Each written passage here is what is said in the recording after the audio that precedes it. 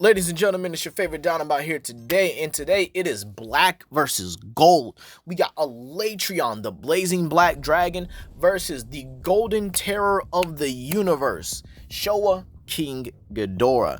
So with that being said here, you guys know how everything works here, but we are going to be a bit more detailed today because some people really don't understand where Monster Hunter characters do scale, or at least their higher ends, especially the likes of the black dragons. So without further ado, let's actually begin here. And I'll start off with the easier one, which is Showa King Ghidorah. Now, before we really get into this here, let's actually explain his hacks and abilities real quick.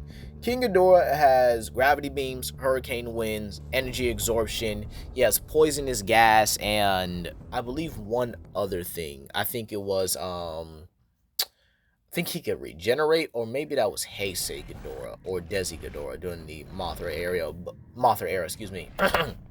But yeah, he can actually do this. His gravity beams affect down to the atomic level and are able to destroy gravity. So again, that kind of uplifts a large portion of his feats here. And believe it or not, he can tank his own attacks. Crazy, ain't it?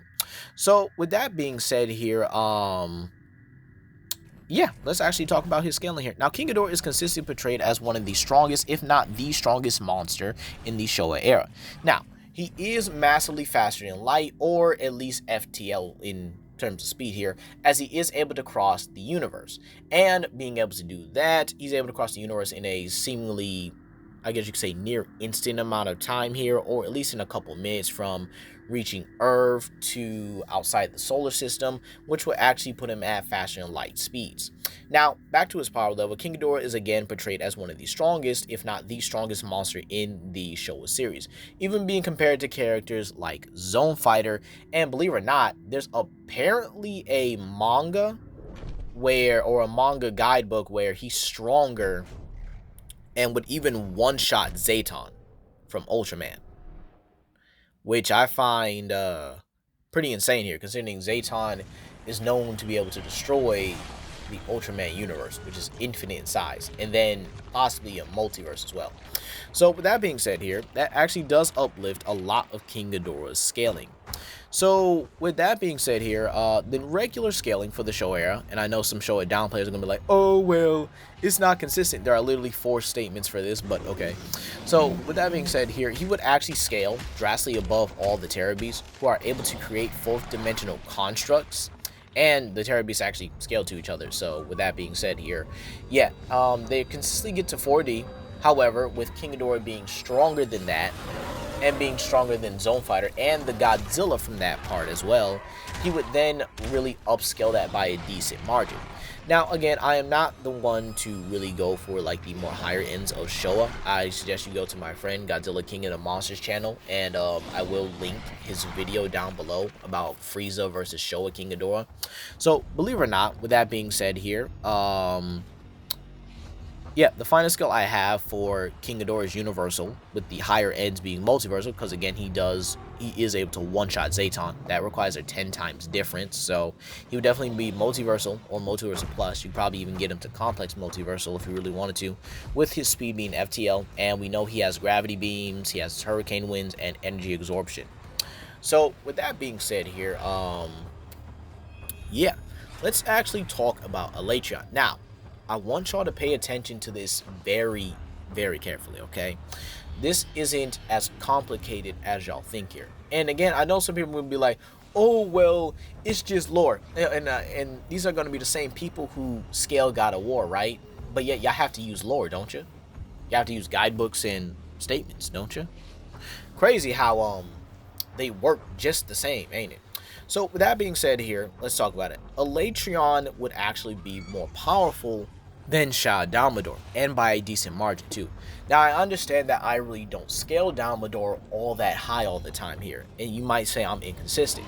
But again, understand that sometimes I am there to prove a point, and this is when I really want to scale these characters at their actual ends here. And again, keep in mind, on some days I do say I do not feel like going that high today because, again, of the complexity of those kind of situations. But yes, Showa Dalmador at a base level is multi-solar system level. He's able to create 4,000 stars, as again, it's confirmed in the lore that with the 12th of Midnight, Shao Delmador created a river of stars, which is around 4,000. And considering he's creating blue stars, this again would probably put the feat a lot higher as well, considering blue stars are known to be the hottest of the stars here. And believe it or not, while this is multi-solar system level, you could actually get him to Universal. Because again, it is confirmed that he created the heavens for the entire universe. Or for the entire franchise in general. Now, this is important here because this is actually a 4th dimensional feat here with the Monster Hunter lore and the lore of the first 5, confirming that in the beginning, Monster Hunter was nothing but an empty void. Just a blank white void here. However, there were the first 5 variants and the first 5 dragons who seeded eternity with time, space, reality, and then the worlds and stars. So you basically have these 5 elder dragons, or these 5 dragons in general. Hopefully we get to see them eventually, right? And they were able to basically create the entire universe. And then you have the sheer fact that it's confirmed that Alatreon is so powerful, right, that they fear him. So he's massively, or at least is a decent portion above these gods. And we know that Monster Hunter is a multiverse, considering the fact that their franchises do have different dimensions where there are many versions of the Monster Hunter out there, including the likes of, again, Behemoth coming from his dimension into the Monster Hunter, Garou doing the same thing, and then the girl from that horrible Monster Hunter movie was also in Monster Hunter World. So, with that being said here, this would then put him higher, and then we also have the sheer fact that he was actually going to, well, beat Alatreon here in this situation. The reason why I'm saying he's going to beat Alatreon is because Alatreon does not have a real counter to the dragon element that Alatreon has here. This is important because, excuse me, because Alatreon actually has these hacks and abilities and would have actually overwhelmed him. And with Sapphire Jiva, confirmed to actually become a rival to Fatalis, mind you. This is actually important because Fatalis already transcends space and time. Now you might say, wait, wouldn't that be universal? Now hold on. There are limitations when you transcend space-time, okay? Now Fatalis is able to cross between dimensions, but we don't know how far this goes. We know he transcends it, but we don't know how much of a degree he transcends space and time. You get what I mean? Okay. So, with that being said here, Alatreon should be only just below Fatalis, putting him at a multiversal, or if not, possibly argue a complex multiversal margin, but just not that deep into it, okay? But then, we also have the FTL scaling for Monster Hunter, where they scale to the Hunter. The Hunter is actually able to dodge and react to Garuba Deora's light attacks. And Garuba Deora also moves using light. So, that being said here, this will definitely put Alatreon around the FTL margins as he scales to the Hunter. Actually, a much higher, much stronger Hunter, mind you. And then we also have his abilities, where he's able to use Fire, Dragon, and Ice. Dragon being able to bypass the opponent's durability, and even seal an opponent's power, which I found interesting. Ice being able to freeze an opponent and drain their stamina as the fight goes on. And obviously Fire, which induces burning. Yeah, crazy how Monster Hunter and Pokemon have a pretty similar dynamic with their attacks and status elements, right? So with that being said here, the final scale I can actually give Alatreon here is complex multiversal. It would depending on the lore and how you really take it in here. And then you also have the sheer fact that the lower ends for him are really just universal plus. And he has FTL speed, so that's the best that I can actually get Alatreon. Now, if I use crossovers like the Teppen games where he's fighting characters like Dante, Morgan, or, you know, Jetta and stuff like that, then yeah, we could actually get to some hyperversal to outerversal stuff here, but we're using standard Monster Hunter scaling here. So who wins? Black versus gold. So, believe it or not here, We are both going to really keep these two at their lowest ends here today. Considering they both actually have a equal amount of universal statements more than anything, we're both going to keep these two at universal more often than not. So with that being said here, what are the advantages, I should actually say here, that each of these two have with each other? Who's stronger, who's more durable, who's faster, more agile? Well, here's how I actually see it. Alatreon is definitely has the Hax's agility, he has better defensive qualities, and he has both the intelligence and battle intelligence factors. While Ghidorah has strength, abilities, durability, and his offense here. But they are equal in terms of speed here. Alatreon scaling above Ghidorah and definitely relative to a much stronger and more powerful hunter, while again Ghidorah is able to fly through space and able to, well, fight in it as well.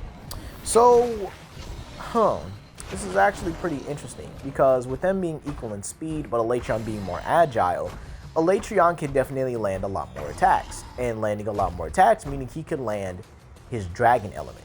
This means he's able to weaken Ghidorah and then actually getting a lot more strikes here. Plus, there's also the Eschaton Judgment, which utilizes his full power to actually create an AoE attack that no one could dodge here. Now you might say, wait, couldn't Ghidorah just absorb energy? Well, I'm not sure if he could absorb things like fire and ice. Now, the dragon energy would possibly be very interesting, but we know that if he does absorb the dragon energy, it could possibly drive him insane. And plus, dragon element is not something every monster wants to take in, as it does drive even more powerful monsters like,